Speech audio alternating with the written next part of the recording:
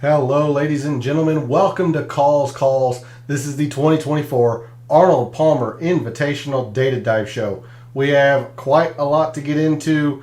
Some field changes for the Arnold Palmer thanks to the Cognizant wrapping up earlier today. 3 new players into the field, which knocks out 3 players. We had a lot to cover. Don't want to waste any time. Let's get into it. All statistics provided tonight and every night are from FantasyNational.com. It is the best golf analytics tool out there for your money. It's going to make you a much smarter golf gambler and a much better golf DFS player. Go check out FantasyNational.com. You won't regret it.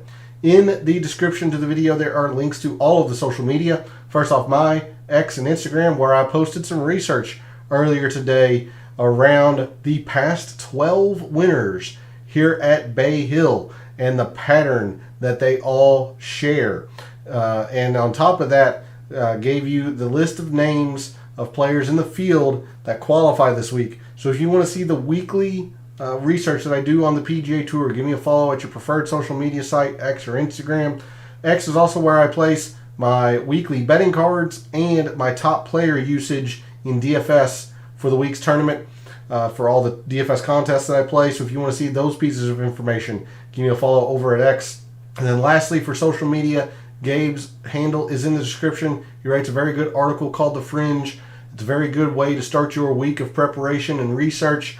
And then he continues to update you throughout the week with his own version of recent form, course history, and all of that. So really do recommend going to check out Gabe's article. Has a lot of great information in it.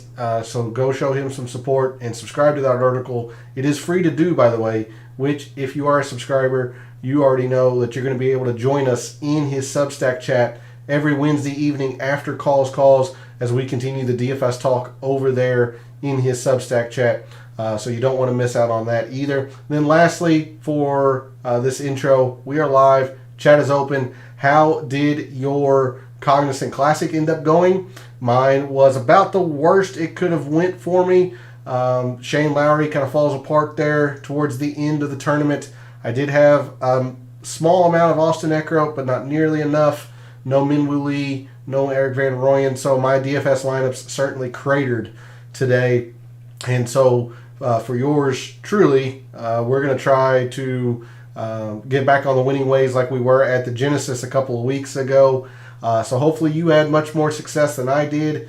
So let me know in chat whether you had some Austin Eckroat outright, how your DFS went, and then who have you punched in terms of wagers, tickets, and whatnot for the Arnold Palmer already this week, and then who are the players you're focused on in DFS. So let's dig into the weeds of the data for the 2024 Arnold Palmer Invitational. And we're going to start, as we always do, on a Monday evening with the extended forecast at Windfinder. You see that there is not a lot of wind in the forecast, at least for Thursday. Now, Friday and Saturday looks to be pretty gusty, which would really, really make Bay Hill very challenging. And then it looks like it's going to back off a little bit, at least in the forecast right now, on Sunday. So we will update this Wednesday night at the beginning of the show for the DFS Tactics show, of course. But as of right now, nothing that would signify forcing you to look at a particular half of the field, especially since this is only a 70-man field or a 69-man field. So not much to look at in terms of wind, just some overall metrics here. So we're going to close out of that. We're going to move to Fantasy National, and I mentioned at the top of the show how there were 3 field changes. So thanks to the results of the Cognizant Classic, there were 3 players that played themselves into this week's Arnold Palmer and 3 players that essentially played themselves out of the tournament. The first player to play themselves into the tournament is Minwoo Lee. Minwoo Lee is in the field this week. You also have Eric Van Rooyen. Eric Van Rooyen has played himself into the field this week. And, of course, your winner at the Cognizant Classic, Austin Eckroat. So those are the 3 players that have played themselves into the field this week for the Arnold Palmer Invitational. The three players that they're taking their spots, so essentially played themselves out of the tournament. Thomas Dietrich, his rather, I can't say comical, because if you've played golf, you've been there before, but the very widely circulated on social media six putt that he had this past week. So Thomas Dietrich, not in the field this week, has played himself out. Mark Hubbard is out. And the third, Thomas Dietrich, Mark Hubbard, it has escaped me. Dang. I thought I was going to get there. To see all the field changes, go check out Rob Bolton over on X. He handles all of the field changes. It is escaping me who the third of those three that are not in due to their performance. Hubbard, Dietrich. Yeah, I've forgotten it. So if you know, feel free to put it in chat and correct me.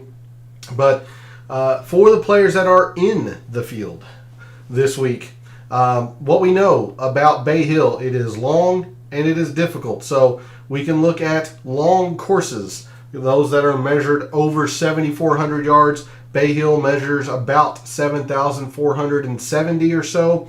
We're going to expand this out to 2 years to get enough rounds to make it statistically significant. On long courses in the past 2 years, your top performers have been Scotty Scheffler, Sung Jae, Xander, Corey Connors, Colin Morikawa, Matt Fitzpatrick, Max Homa, Nikolai Højgaard, Chris Kirk, and Victor Hovland. You'll note that some of this will have changed. Fantasy National did update to get the Cognizant Classic in here about a half an hour ago, so I am not all that familiar with the rankings and the performance of the players at the Cognizant, so it'll be interesting to note that. But that is now in Fantasy National. There's a look at your top players on long courses. We are going to remove all of this and then check for when rounds are difficult. As we know and saw from last night in the initial research, you will get a few rounds that play to average, especially if the wind is calm. But most of the time, in the past 4 to 5 years, Bay Hill's been difficult. And they generally want it to be difficult here. So when rounds are difficult, relative to par, your top performers in the field this week at the Arnold Palmer Invitational: Scotty Scheffler, Rory, Patrick Cantlay. Let's try this again. Scotty, Rory, Victor Hovland, Tommy Fleetwood, Xander, Will Zalatoris, Patrick Cantlay, Wyndham Clark, Jordan Spieth, and Matt Fitzpatrick are your top 10 in terms of players or total performance when rounds are difficult. Because we saw that there could be some wind that picks up on Friday and especially Saturday, let's go ahead and check some wind performance. It could have a factor this week, although it doesn't look like it will be Thursday. You never know. It is Florida. Weather changes there drastically and quickly. Your top performers in moderate and windy conditions the past couple of years: Scotty, Rory, Victor Hovland, Patrick Cantlay, Xander, Wyndham Clark, Justin Thomas, Jordan Spieth, Corey Connors, and Denny McCarthy are your top 10 in terms of performance in moderate and windy conditions. All right, with that, that's going to be it for the review or a look at a lot of the strokes gained total performance, as I really want to just dive in to these prior leaderboards and really get a good feel for the metrics that we want to look at. So we know we're going to look at off the tee, but let's take a look at a couple of prior leaderboards, see what played extremely well last year and perhaps 2 years ago. We'll highlight the top 20 here just due to ties. You notice that only one player negative in off the tee. And this is what I was mentioning last night. Off the tee is just going to carry a significant amount of weight. Not just in distance, you have to have a lot of accuracy as well. So I am going to have quite a bit of a skew to off the tee this week, with the emphasis of knowing that there is a lot of trouble if you are wayward off the tee. Approach, yet Jason Day was fractions of or marginally under field average, so getting rounded to zero. Only a couple players negative in terms of approach. So again, backing up what I was mentioning last night, is I just think of Bay Hill as a ball striker's course. You had a few players negative in putting and a whole lot of players negative in around the green. So if we sort on these, Keith Mitchell 6.5, Victor approaching 6.5, 5.5, almost 5.5, 5, or even a little bit more so. Just a lot of bigger numbers in the off the tee. And the approach, yeah, sure, you had Max Homa with an 8, a 7, 6.5, but you quickly got into those same caliber and numbers off the tee, or in approach, that you had in off the tee. So, and there's quite a bit more correlating as well in off the tee. So really trying to emphasize the point here that off the tee is going to carry a significant amount of weight.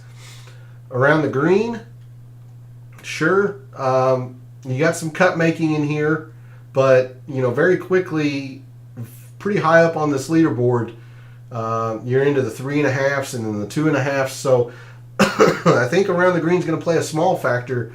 But so far, the off the tee has been the most correlating and consistently the higher values in here. And then we'll look at putting. Yes, you have some elite finishes at the very top of the putting leaderboard. You would expect that. But, again, kind of decent amount of cut making, but not a whole lot of correlation here. If we go to 2022 and Scotty's win, and looking at the strokes gained, top 16 here due to ties. That's a little bit different in Scotty's year, whereas the around the green was a big factor.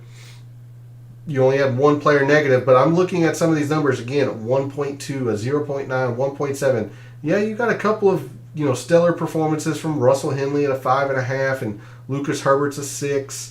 Lucas Herbert is most known for his short game anyway, so he's a short game type of player. But again, a lot in the approach. Only 3 players negative, and 2 of them were, again, really darn close to field average. So only 1 player really, really poor in the irons. The off the tee was a little bit less than what we saw in 2023 or last year. If we sort, again, fairly solid. Other than KH Lee up here at the top, who was finished 42nd, but a top 20, runner-up, top 15, top 20. Pretty solid stuff up here in terms of off the tee. Approach was the biggest factor. Scotty, Rahm, Taylor Gooch was really good with his irons. Really good in general 2 years ago here. Max Homa, you can see the elite level of correlation, especially at the top behind Martin Laird or surrounding Martin Laird. Around the green, some fairly decent numbers, but again, look at Brennan Todd. Led in around the green, was a very, very poor made cut. Adam Schenk was very middling. You got some, finishes outside the top 25 and outside the top 30 down here. Again, I think it'll be a small factor, but I am still focused on the ball striking here. And of course, if you're making a lot of putts, you'll be rising a lot on the leaderboard. So we'll get this set for the next page view. I'm going to be focused on off the tee, especially, but ball striking in general. So in the last 12 months, and I'm thinking about whether I want to use a filter or not. If anything, I might use the difficult relative to par, but for right now, we'll just take a look at a big picture view, zoomed out view, if you will. Your top off the tee players in the field this week: Rory, Scotty Scheffler, Victor, Cameron Young, Ben On, Minwoo Lee, Ludwig Aubert, Corey Connors, Eric Van Rooyen, and Stefan Jaeger are your top 10 in terms of off the tee. If you want to factor in difficult to par, your top off the tee players when rounds are difficult: Scotty, Patrick Cantlay, Rory, Victor Hovland. Siwoo Kim rises considerably when rounds are difficult in terms of off the tee. Minwoo Lee, Cameron Young, Adam Scott rises. Jordan Spieth and Austin Eckroat are your top 10 in off the tee when rounds are difficult. All right, looking at approach, again, just making sure I don't have any filters. You're just straight up your top strokes gained approach players in the last 36 rounds in the field this week: Scotty, Xander, Lucas Glover, Colin Morikawa, Tom Hoge, Chris Kirk, Shane Lowry, Eric Cole, Matthew Pavone, and Eric Van Rooyen. Top around the green players, and again, you can look at several ways around the green difficult, maybe some around the green in long rough. I'm just going to take a quick look at around the green because I know it's only going to have about 5% in the final mixed condition model. And feel free to jump in chat if you want to combine a certain metric with a filter. I'm just going to look at things generally from a big picture view this evening. Your top around the green players: Mackenzie Hughes, Hideki, Scotty Scheffler, Minwoo Lee, Justin Thomas, C.T. Pan, Wyndham Clark, Sahith Theegala, Siwoo Kim, Russell Henley. All right, bear with me here. Got to grab all of the courses that have TIFF Eagle Bermuda. So, of course, Bay Hill, where we are this week. We're going to grab PGA National, where we were last week for the Cognizant Classic. The Plantation course at Kapalua is pure TIFF Eagle Bermuda. Port Royal, host of the Butterfield Bermuda. And then finally, we have Sea Island, the host of the RSM in the fall. So we'll apply those course filters on TIFF Eagle Bermuda. In the past 2 years, your top putters on this surface have been Eric Cole, Sam Burns, Harris English, Chris Kirk, Mackenzie Hughes, Taylor Moore, Matt Fitzpatrick, Ludwig Aubert, Jordan Spieth, and Justin Rose. So perhaps you want to give these guys a little bit of a boost, considering you know that they putt this surface generally well. But again, I am looking mostly at off the tee and approach in terms of strokes gained. I'll keep the last 2 years because I'm sure we'll be using this difficult to par filter. Let's look at some driving and some greens. Some good drives gained and whatnot from last year. I didn't think I was going to use too much of distance, but looking at last year especially, distance played a pretty decent factor. Now, Kitayama was closer to field average, but Rory, Terrell Hatton, not generally the longest, had quite a bit of distance here last year. Cameron Young, of course, Fitzpatrick, Theegala, Ben Griffin. But the biggest correlation, at least for the players that finished in the top 20, just look at this good drives gained. You got a couple players that were at a -2, and then Ben Griffin at a -4, didn't hit very many greens. But you've got a lot of players that were positive by a good amount here in good drives gained. 9, 9, 7, 8, 5, and 5, a little bit lower. Greens could be something as well. If we sort on this, distance, again, last year played a decent factor. I'm going to tell you that a little bit of an outlier, a little bit of a, can't say misleading. It's certainly the exception in the past 5 years in terms of distance. It generally does play a factor, but not as much as this would insinuate. Fairways by themselves, not necessarily the most correlating, although Kitayama did lead in them last year. Not necessarily the most correlating in terms of success here. That's why I'm just looking at off the tee in of itself to combine these two. But really, look at this good drives gained. first, second, a couple other top fives. Emiliano Grillo was middling, top 25, a couple of top 15s, a couple of other top 25s a little bit further down here. I really feel strongly about this good drives gained metric this week for Bay Hill. And just looking at greens, similar to good drives gained with Kitayama leading, but you've got a lot more poor performances in here up higher on the leaderboard in terms of greens. So at least from last year, distance did play a pretty decent factor, but it was mainly the good drives gained. If we look at 2022 in Scotty's year, Harris English is popping up a lot. Hey, Tony, good evening. Thanks for jumping in chat. Yeah, he has played well here. And I'm going through this a little bit quickly because there is quite a bit of information I would like to share with you all in Microsoft Excel later on this evening. So if you want me to slow down, just mention it. But I am going to try to get through as much of the Fantasy National portion as I can. But glad to see you in chat. Hopefully your Cognizant Classic went a lot better than mine.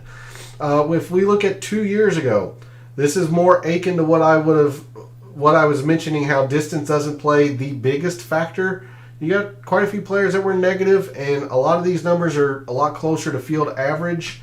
Scotty was, a decent amount ahead, but Victor, who really moves it, only gained 13.5 over the 4 rounds. Gary Woodland, Matt Fitzpatrick was pretty darn close to field average. Again, look at these good drives gained. For the top 16, only 2 players negative in that metric. If we sort, you got some decent amount of cut making here in terms of distance, sure. But that's why I'm, again, just focused on the off the tee to combine it with both of these 2 metrics. I'm just looking at this good drives gained.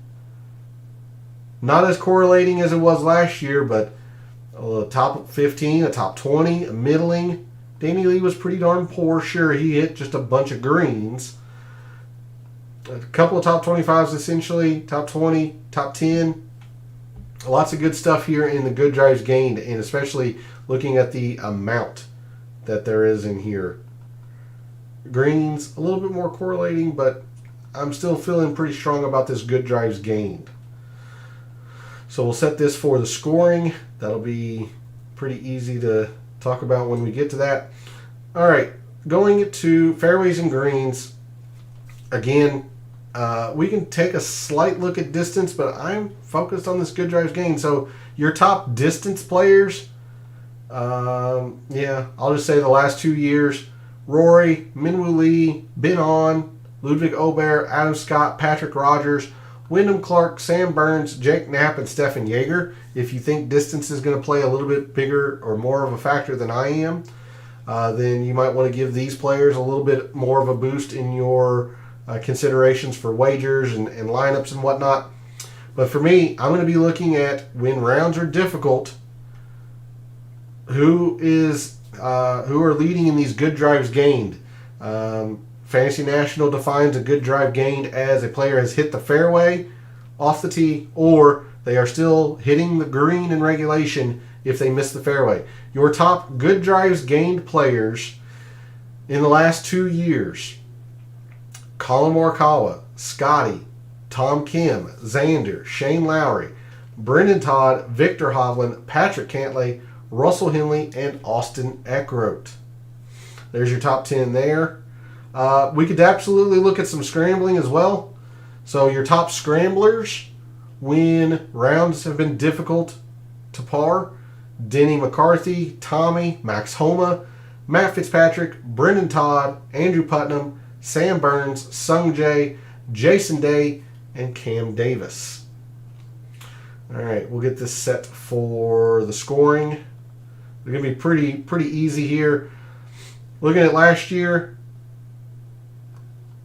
you've got a few, 3 players each negative, but your top bogey avoider is much further down here. Kurt Kitayama leaning into the bogey avoidance. Look at Harris English. Massive amounts in favor of the bogey avoidance. Yeah, you have a couple of birdie gained preferences as well. I say preference, leading in that category. Bogey avoidance here. So if we sort 24th, 21st, and then 1st, 4th, 4th, 10th, 2nd, 8th, I mean, that's fairly strong. But 24th and 21st were the two leaders in terms of birdies gained, and they finished outside the top 20. Whereas in bogey avoidance, your top two, 2nd and 1st. Now it falls off quickly after that. You even have a missed cut up here from Gary Woodland very high, who avoided bogeys pretty darn well, just didn't gain any birdies at all. So he must have parred everything except maybe a bogey here and there. Rory, J-Day, so runner-up, top 10. Not as correlating as I would have thought, to be fair, but 2nd and 1st led in the category. Looking at 2022 and birdies and bogeys gained. More players positive in terms of birdies gained in your top 20. 13th, 20th, and then some top 5s. Your winner was a little bit further down here, the 4.8. Bogey avoidance, 17th, 10th, or 9th. A couple of top 20s, top 15. Winner wasn't up here as high. This could be a situation where the leaderboards are suggesting the birdies gained, and then the data for the top 30 is suggesting bogey avoidance, because we saw that, especially compared to the average full field course, that bogey avoidance was the big thing. It's probably is going to be a situation where I'm going to factor in both birdies gained and bogey avoidance. In fact, if we take a look at doubles, you got some 2.1s in here, kind of interesting. 2023 double bogey avoidance, yeah, just a 1.5. So again, probably not a lot here in terms of double bogey avoidance. But like last week, when rounds were difficult, we looked at birdies gained and bogeys avoided in the mixed condition model. We're not going to be looking at birdies or better gained. Let's see. This is, where is, yeah, down here. Sorry. The Eagles bar, just non-existent. Eagles just don't happen here very often at Bay Hill. So we're not going to be looking at birdies or better. We'll just be looking at birdies gained. So when rounds are difficult, or have been difficult the past 2 years, our top birdies gained players: Rory, Will Zalatoris, Wyndham Clark, Scotty, Victor Hovland, Xander, Sahith Theegala, Colin Morikawa, Patrick Cantlay, and Ricky. There's your top 10 there. Rory, top 10 in both. Wyndham Clark is third in both. Scotty's fourth and first. Victor Hovland's top 10 in both. Xander's top 10 in both. Patrick Cantlay's top 10 in both. So a lot of overlap here, absolutely. A lot of overlap. But your top bogey avoiders when rounds are difficult: Scotty, Tommy Fleetwood rises. He was 17th in birdies, which isn't terrible. Wasn't top 10, but second in bogey avoidance. Wyndham Clark, Matt Fitzpatrick, Hideki, much more in the bogey avoidance than the birdies gained. Cantlay, Xander, Rory, Victor Hovland, and J-Day. Your top 10 in bogey avoidance when rounds are difficult. All right, let's set this for well, I was going to do proximity. Apparently, I wanted to go to putting. All right, we're going to remove the difficult to par filter. Proximity, in my mind, is just proximity, whether you're 200 yards away, 5 yards away, whatever. Difficult, easy. Proximity is proximity. This is going to be pretty darn easy, I think.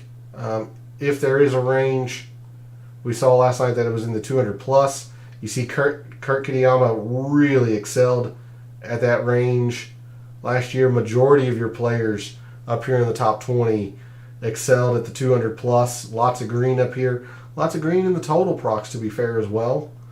10th, 24th, 1st. Kind of falls off a little bit there. 53rd. Some middlings from Rahm and Wyndham Clark. Miscut from Bezadenhout. 200 plus. 61st and then 1st. 39th, 14th, 39th, 70th. Not the greatest in terms of correlation. Again, it's just the fact that a lot of the players that finished in the top 20 were positive in 200 plus. 2022 proximity. Now, Scotty wasn't particularly great from that range, but you see the runner-up, or one of the runner-ups, Victor, was amazing at that range. Corey Connors was great from that range. If we look at total procs, again, total procs looks fairly solid as well. Got some decent amount of cut making with some elite performances scattered in here. Second, ninth, top 15, 200 plus. Second led the way. Second led the way. Honorable Lahiri was really, pretty poor miscut. Hoagie, middling, Connors. So you got your cut making in here in the 200 plus. It's gonna play a factor, I think. It's gonna play a factor.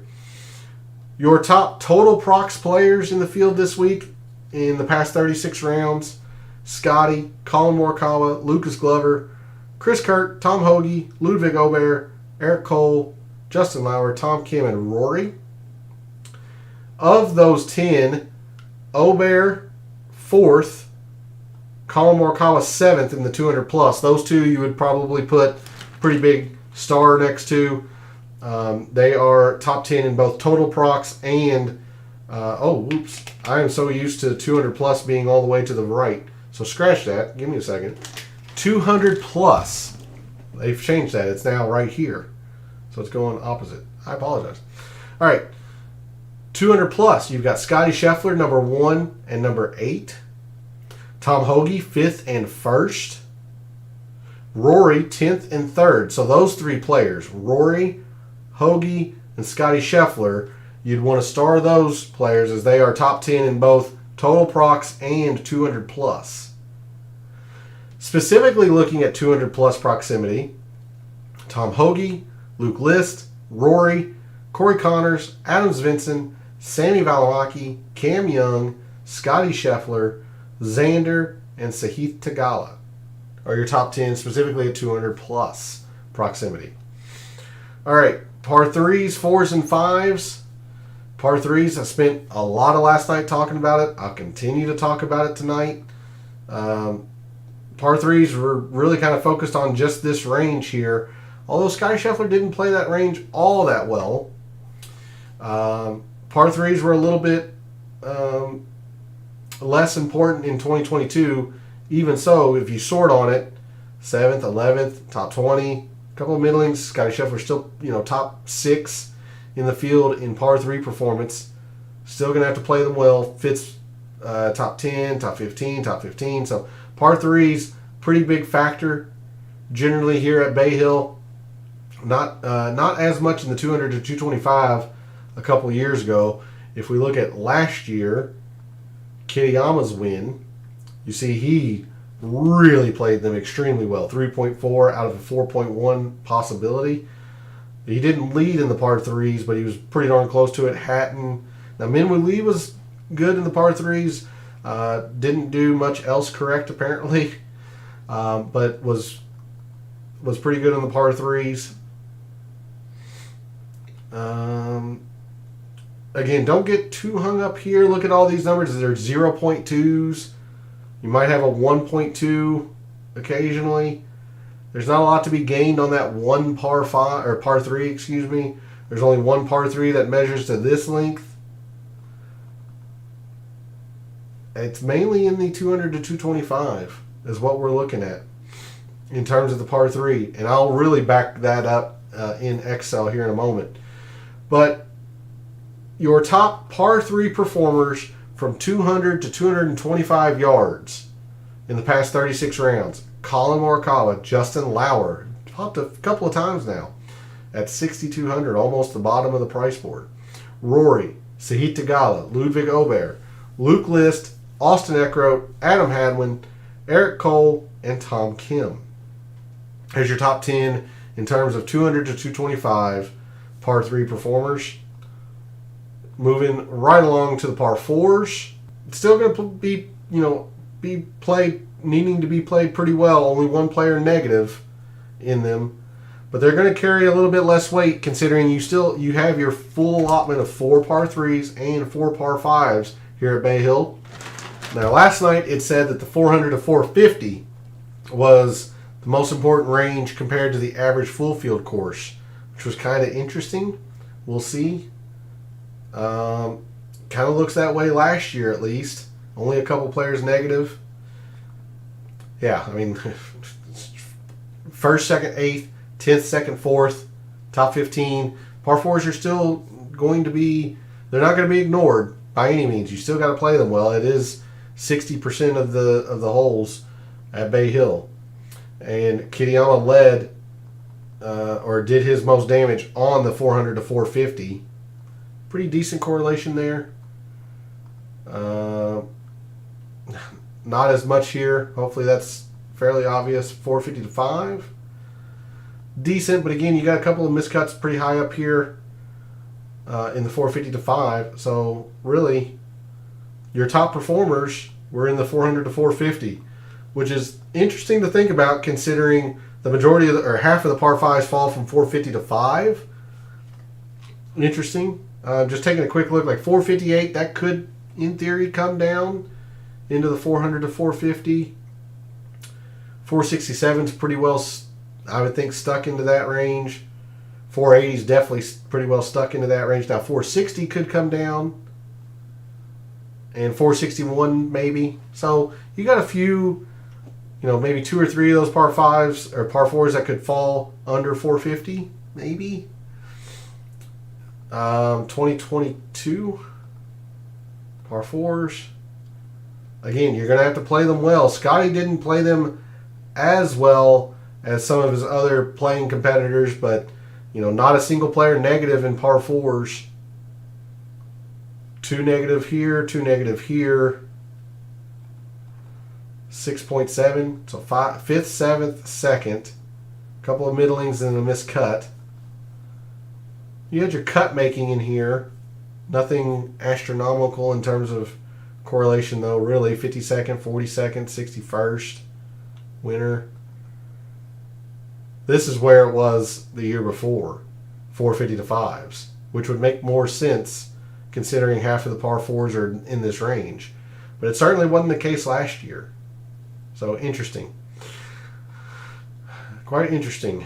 Not sure I see a specific range, to be honest with you. So we'll take a look at all 3 of them. Your top par 4 performers in general: Obear, Scotty Scheffler, Rory, Ben On, Xander, Eric Cole, Adam Scott, Minwoo Lee, Cantlay, and Hovland. So Obear, Scotty Scheffler, definitely put a big star next to those two. They are top 10 in both 400 to 450 and 450 to 5. Honorable mention to Ben On and Xander, Eric Cole. Those get some honorable mentions there. Top 20 in one and top 10 in the other. Not too bad. There's a look at your top shorter par 4 performers. Henley, On, Scott, Obear, Minwoo Lee, and on down. And then your longer par 4s: Hovland, Xander, Rory, Cantlay, Obear, and on down. Then lastly, we're going to wrap this up with par 5s. It's mainly just in the 550 to 6, since 3 of the 4 par 5s fall into that range. Now, Kurt Kitayama didn't play the par 5s well at all last year, at all. But you see Rory dominated on that length of par 5s. Spieth played them well. Cantlay, Scheffler. If we sort just on that, 4th, 2nd, 14th, 4th, 4th, 8th, 10th, 25th. I mean, that's really strong correlation. Really strong. About the same or even stronger than the actual par 5, strokes gained par 5 correlation. And if we look at 2022 and par 5s, Scotty really took advantage of them. Victor was okay. Hatton. Yeah, I mean, Pendrith played them extremely well to a middling finish, and then Scotty, top 20. A little bit less in here, however. Par 5s just weren't all that correlating in general, though. 42nd led, 38th missed cut from Stallings, surrounded by the elite performances of Scheffler, Woodland, Young, Hovland, and so forth.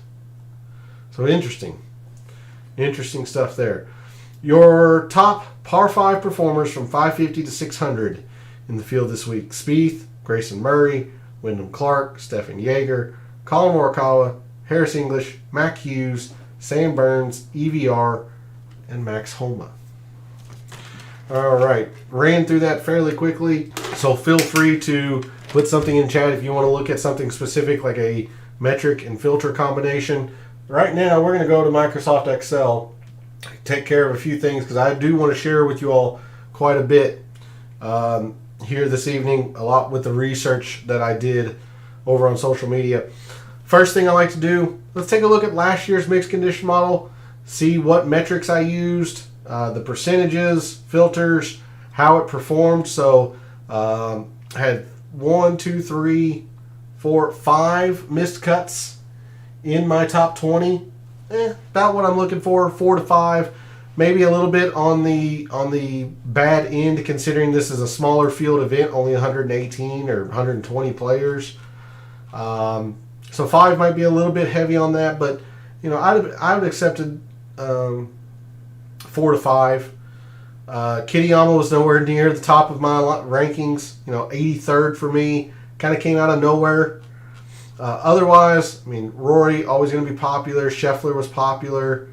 J-Day was pretty darn popular. Now Fitzpatrick at a sub 10%, who top 15, that was useful. Hovland top 10 at 12% was useful. So little good, little bad. This would probably yield a disappointing DFS result for me. So I'm looking to improve on this, absolutely. A lot of my more unique options, Justin Rose, Patrick Rogers, they didn't pan out. So definitely got some room for improvement here. What did I look at? I had 15% in approach. Makes quite a bit of sense. I've been focused on ball striking.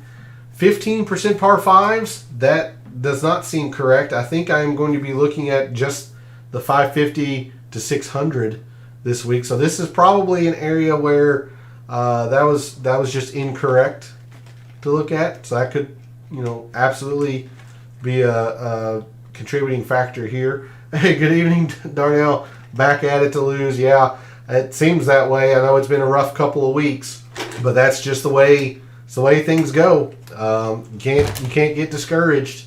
Can't get discouraged. All it takes is a one big week like what we had 2 or 3 weeks ago to right the ship again and make us forget the previous month.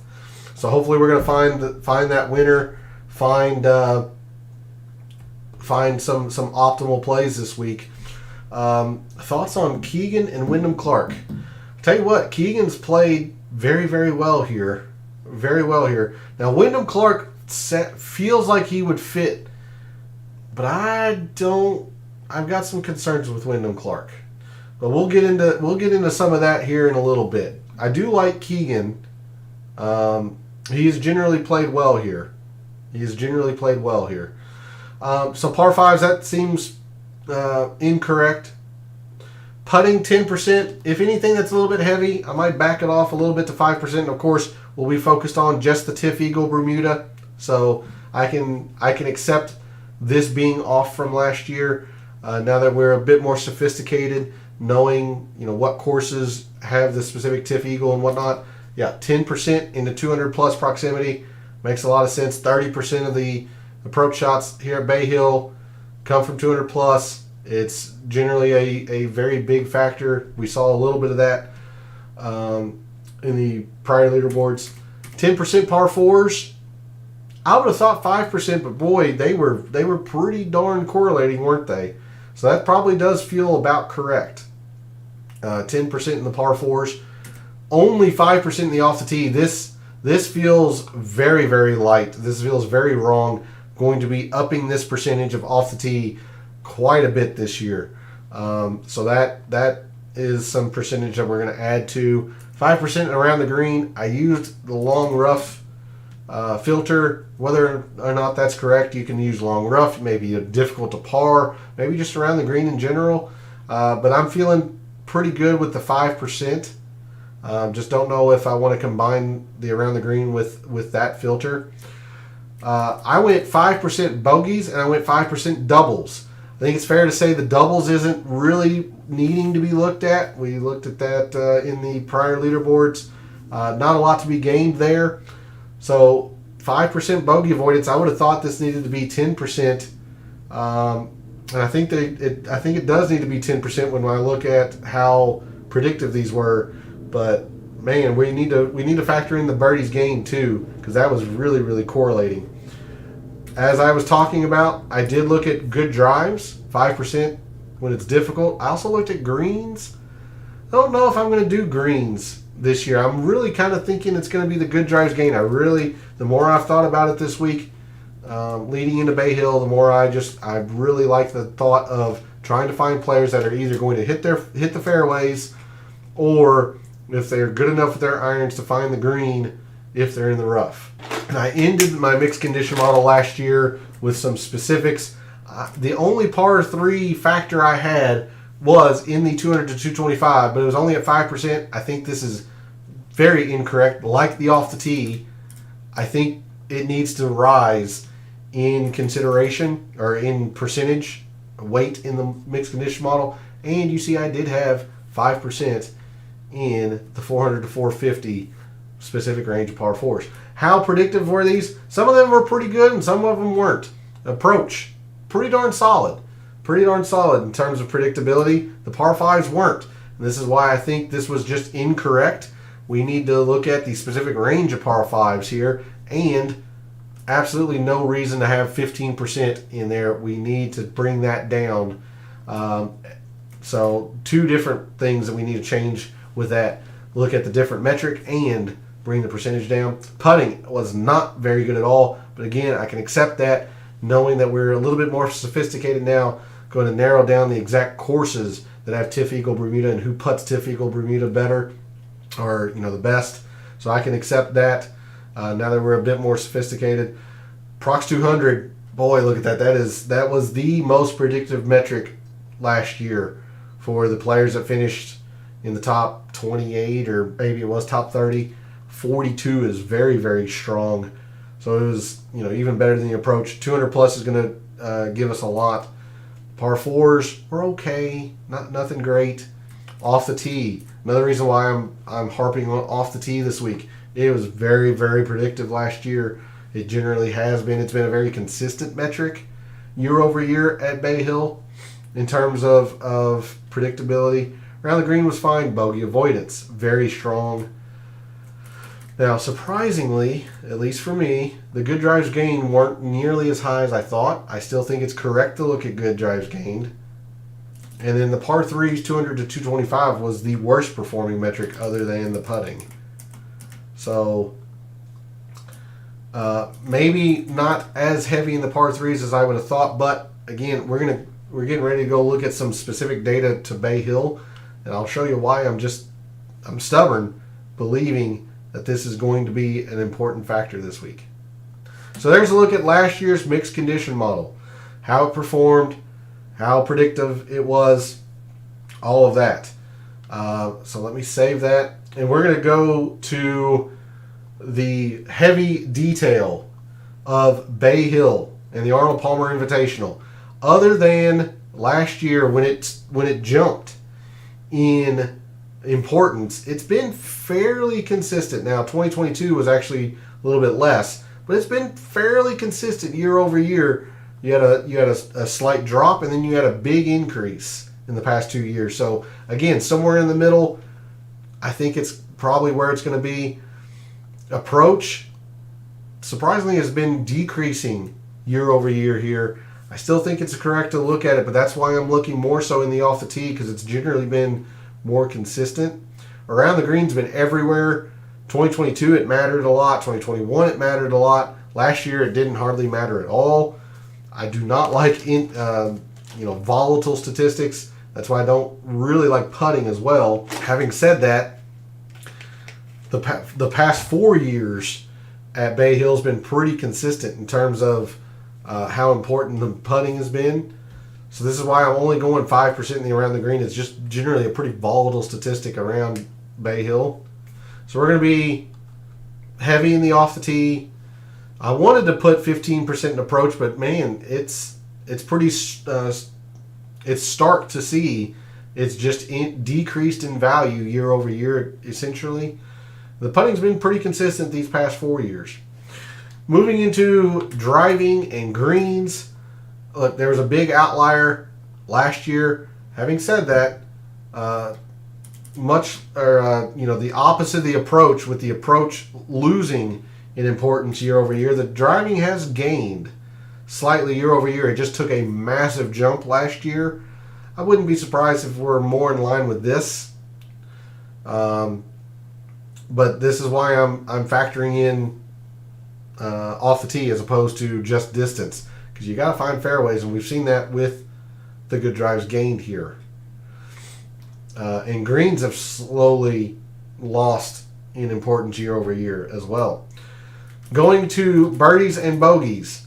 Now, up to 2 years ago, the birdies hadn't been all that important. And in the past 2 years, look how much the birdies have really mattered. So are we starting to see a new pattern develop here at Bay Hill where the birdies are the more important statistic? Or are we going to go with the full 5-year sample where the bogey avoidance has been the main contributor to success? If it was only 1 year, I'd be more willing to write it off as, a 1 year aberration or an outlier. 2 years in a row, and specifically last year, look how much the bogey avoidance fell. Perhaps we're looking at a new pattern being established here. We'll see. But there's a look at the scoring. Bogey avoidance is still hanging on, but it's not by much. Where we're going to gain a whole lot of insight around Bay Hill, especially in the specific length of par 3s, 4s, and 5s. All right, average of a 1.16 on these par 3s. 70 to 75% of the strokes gained total in your par 3s fall to this range. Now, it dropped drastically, if I could talk. Dropped drastically last year, but it had been, close to 80 to 85% of the strokes gained total in the par 3s up until then. I'm still thinking it's the 200 to 225 that we want to look at. So there's where my stubbornness is coming from, knowing that this range has contributed to, again, 70 to 75% of the strokes gained total in par 3s. I'm going to stick with the 200 to 225. Moving to par 4s, yeah, surprisingly, it is the 400 to 450 that has been the most, or that is leading most in terms of strokes gained total for par 4s. But it's still not even half. So it looks like we're just kind of looking at par 4s in general. Just kind of par 4s in general, really, is what it seems like to me. And then par 5s, again, about 65 to 70% are in this range of par 5s. So it's basically saying to really focus on that range, and look how much it spiked last year. I mean, it spiked two years in a row. So we're probably seeing, I would think, a new pattern develop in terms of Bay Hill and the importance of these lengths of par 5s. And that's why we just looked at the 550 to 6. All right, so there's a look at Bay Hill in some specific data around what has played well at Bay Hill the past 5 years. The second to last thing we're going to look at tonight, let's take a look at the early look file. Look at the players who have played Bay Hill the past 5 years.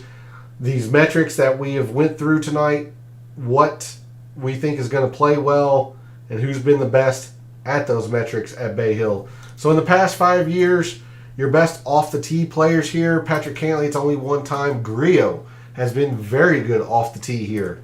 Cameron Young, Will Zalatoris, Victor Hovland, also very good off the tee here. Fitzpatrick, second in strokes gained total behind Rory. You asked earlier about Keegan and Wyndham Clark. Look at Keegan. Average finish inside the top 25 here. He's played all 5 years. He's been very good at all 4 of your strokes gained. Generally a ball striker anyway, but he's been good around the green, and he's been good with the putter here as well. So I do like Keegan quite a bit. I don't know what kind of odds he would be in a top 20 by himself, but certainly somebody I would consider pretty highly for part of a parlay, like you were mentioning last week, Tony. He's been very good. But some other players, like Sung Jae's been very good. Max Homa and Sung Jae have been very good off the tee here. Been on a little bit less in terms of success, but he's been good off the tee. Hoagie list. And then moving on down. Don't want to forget the irons by any means. So your top iron players at Bay Hill the past 5 years. Webb, again, only one time. There's Colin Morikawa, Max, Scotty, Grillo. Very good in the ball striking. Now, when we go to the short game stuff, Grillo's been atrocious here, but he's been elite ball striking, specifically at Bay Hill. There's Rory. Hideki 4 for 5. Don't count out Hideki. Although I'm not nearly as high on him this week as I was at the Genesis. Very rarely do you get Hideki putting positively at a course. So he's played well here, but you see this is generally what you get from Hideki. Good ball striking and bad putting. So I'm not as high on Hideki this week as I was for the Genesis. Kitayama only one time, Cantlay. Now Spieth's 2 for 2. Average finish inside the top 5 here. Been very good once he got off the tee. And he's not been terrible off the tee by any means. Zalatoris, good with the irons. Chris Kirk, 4 for 4. Chris Kirk's been very good here as well. There's Wyndham Clark. He's been okay with the irons, but this is why I was a little concerned with Wyndham Clark, Tony. For as much as he's an off the tee kind of base player, he's been really bad off the tee here. So either something just doesn't suit his eye, or he's just not used to Bay Hill. He's just not been very good here, and this is an important factor because I want to show you some of the research around some previous winners here at Bay Hill and how important it is to have some sustained success. So here's a look at your top iron players at Bay Hill the past 5 years. Putters. That way. Your top putters, again, Kitayama, 5.6. It's only 1 year. You don't expect him to gain 5 every time. Xander's putt, great here. Sung Jae, his putt, amazing here. Now, I was really high on him last week, and he missed the cut. So, this is another example of, do you want to back the form, or do you want to back the course history? That's something we'll have to think about because, he had played the Honda very well, or the Cognizant Classic very well. He missed the cut. Is he going to miss the cut this week because he's in bad form? I don't know, but he's been fantastic at the Bay Hill the past 5 years. Burns, you would expect. It's Bermuda. He's going to putt very well on Bermuda, but he's been pretty hit and miss. A lot of miss, actually, around Bay Hill. Fitzpatrick's been great. English. You mentioned Harris English has popped a lot. 4 for 4. Average finish just outside the top 25. He's been very good with putting here.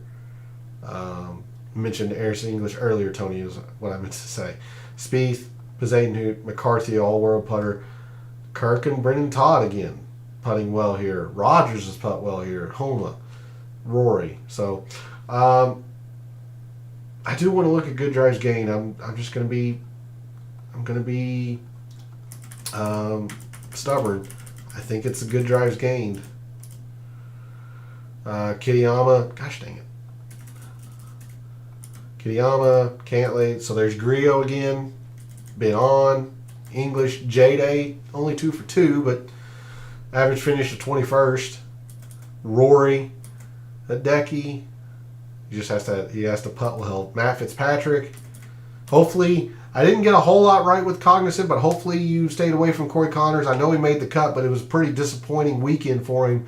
I just didn't want anything to do with him, so you were going to gain a whole lot of leverage and win equity or whatnot on your fellow contestants in DFS if you were willing to fade Corey Connors. It would ended up being the right decision. Zalatoris, Sungjae again. We're going to skip the scoring. Just going to go straight into the par threes of 200 to 225.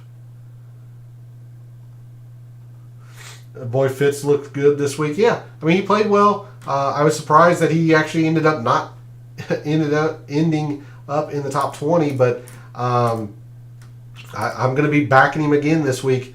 Like when courses are tough, when you have to grind out pars, Fitz is generally really, really good. And his ball striking's gotten worlds better. Yeah, I just really like Fitz in these difficult courses. Your top players at par 3s, 200 to 225, specifically at Bay Hill the past 5 years. Look, Kitayama leading the way, and he's your defending champ. Ben On's played him well. Victor Hovland's played him well. Speed, Chris Kirk. Now, Sepp Straka has been very good at these links, the par 3s, but he has nothing to show for it because you can see just slightly he is orange everywhere else. But he's been good at these par 3s. See, elsewhere, like Minwoo Lee. A lot of people are backing Minwoo Lee this week after his runner-up performance. I understand it, but in the 2 tries he's had here at Bay Hill, he's been really bad. So be aware of that. I'm actually going to be a little bit cold on Minwoo Lee this week. A little bit of foreshadowing. There's Shank and Homa, Rory. Looking at let's just go to par 5s and then the 200 plus because I do want to share some of that research with you all. Your best par 5 performers from 550 to 600. Again, Cantlay and Obear only one time. Spieth, Cam Young, Scotty Scheffler, your winner 2 years ago. Morikawa's been okay. Zalatoris, Rory, Keegan, Hideki, Max Homa, Scott, not too bad either. Sungjae. All right, lastly, in terms of the early look file, let's take a look at your top performers the past 5 years at 200 plus proximity, specifically at Bay Hill. Again, only one time, but Kitayama. So he led 200 plus. He led in the par 3s 200 to 225. So small sample size, but he played them well. He won. That's why I think they're going to have a big factor. Who's going to play him well this week? Keegan, 3rd in 200 plus proximity here at Bay Hill. Victor Hovland's 4th. Will Zalatoris has been good here. Now Cam Davis has been very good at the 200 pluses, but has been bad here, like Sepp Straka and the par 3s. Good performance in the individual statistic, bad overall. Griot, Rory, Max Homa, so on down there, your top 200 plus performers. Okay, we're going to end the show off. I do want to share with you all some very, very important stuff that I have found. Gosh dang it, I wanted to sort it the other way. I tried to put this over on X, but with only 140 characters or whatever it is, it's hard for me to fit all of that in that little space. So let's start with what I call the winner matrix. This is performance year over year of champions at Bay Hill. So going all the way back to 2012, which is the first year that Fantasy National has data in there for. Tiger Woods was your 2-time winner in 2012 and 2013. He had a top 25 the year before he wins. Even Matt Every, 2-time winner, had a top 25, had some success here. You look at J-Day, top 20, top 25, top 25. Mark Leishman, winner in 2017, he had a top 20. He had a top 5 several years back. No one has missed a cut. Your winner has not missed a cut previously since Mark Leishman in 2015. There is a lot to be said about prior performance at Bay Hill. Now, Kurt Kitayama is the exception. He had never played Bay Hill before and then wins last year. I am going to treat that as the exception, not a new pattern. So a lot of what I've been looking at players who have had sustained success year over year at Bay Hill. And again, you can have some clunkers, Terrell Hatton. You can have some middling finishes like Bryson. But you have had to have had an amount of success and sustained success year over year for a few years, 2 to 3 or even 4 years here. That is why the course value portion of my rankings are going to be heavily weighted this week. Bay Hill is one of the most predictive courses on the PGA Tour. So again, if you haven't made any wagers or if you still have some budget to spare, and especially in DFS, I'm going to be looking at guys who have historically played Bay Hill well. So that'll include players like Keegan. Probably won't include players like Wyndham Clark. It's just a pretty big factor. Something else that I want to share with you all, and this was not put in at all over on social media. I just didn't have the characters for it. I want you to take a notice of the players who are the champions when they played the Honda. When they played the Honda, and this is going to be important, this is strokes gained putting right here. When they played the Honda, look at their performance on the greens at the Honda, even if they didn't play well. You know, in 2018, who was our winner in 2018? It was before Leishman, or it was right after Leishman. So, Rory in 2018 wins the Arnold Palmer. He didn't play particularly well at the Honda, but he putt well. Leishman was a monster on the greens at the Honda. 2015, Matt Every, very good on those greens. Honda, great on those greens. Tiger, good. Tiger, great.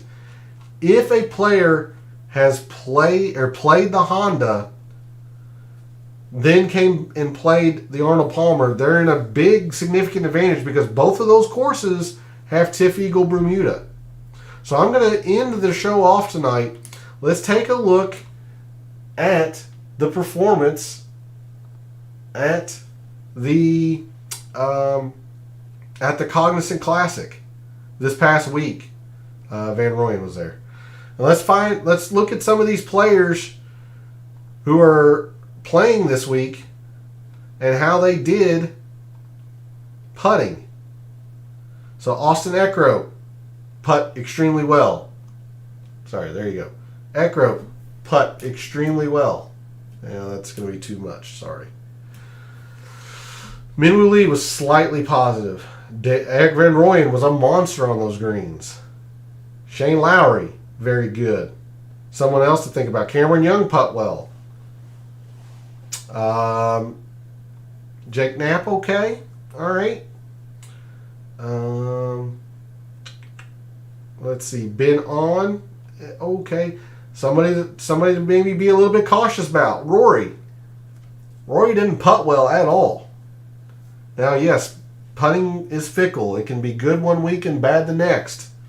But we just saw over in Microsoft Excel, if a player played the Honda They generally putt exceptionally well. Gosh dang it. They generally putt exceptionally well that week before playing the Arnold Palmer. So be on the lookout for players who played the Cognizant Classic. If they're back at it at Bay Hill, take a look at the players that putt well. Matty Fitz again. It's another reason why I'm really high on Matty Fitz again. Chris Kirk didn't putt well. Pavone putt well. Take a long look at Pavone. Henley putt lights out at PGA National. Ricky putt pretty well. So be on the lookout for those types of players. If they played this past week, you want to make sure they're in good putting form. But that's what I have for you all this evening. Thanks to Tony and Darnell for jumping into chat. Much appreciated. Hopefully we're going to get back on the winning ways here with some wagers and some DFS. And thanks to everyone else out there who tunes in, watches, listens, and supports the channel by liking the videos, commenting, and subscribing. It really helps me out a lot with you all doing that. I ask that you consider doing that if you haven't already. And a reminder that this is a double tournament week. So tomorrow will be the Puerto Rico full show. We're going to do our research, our data dive, and our DFS all in one show for the Puerto Rico. That'll be tomorrow night at 9 p.m. So make sure you mark your reminders and your calendar for that. But thanks to everyone for supporting the channel. I love doing what I do, taking an in-depth look at sports statistics, giving you a statistician and data analyst's view of what he sees, trying to help us all win a little bit of money in the process. So for all the wagers you've made so far this week for the Arnold Palmer, for all the wagers you're thinking about making this week for the Arnold Palmer, and until I see you tomorrow night for the Puerto Rico Open, may all your bets be profitable.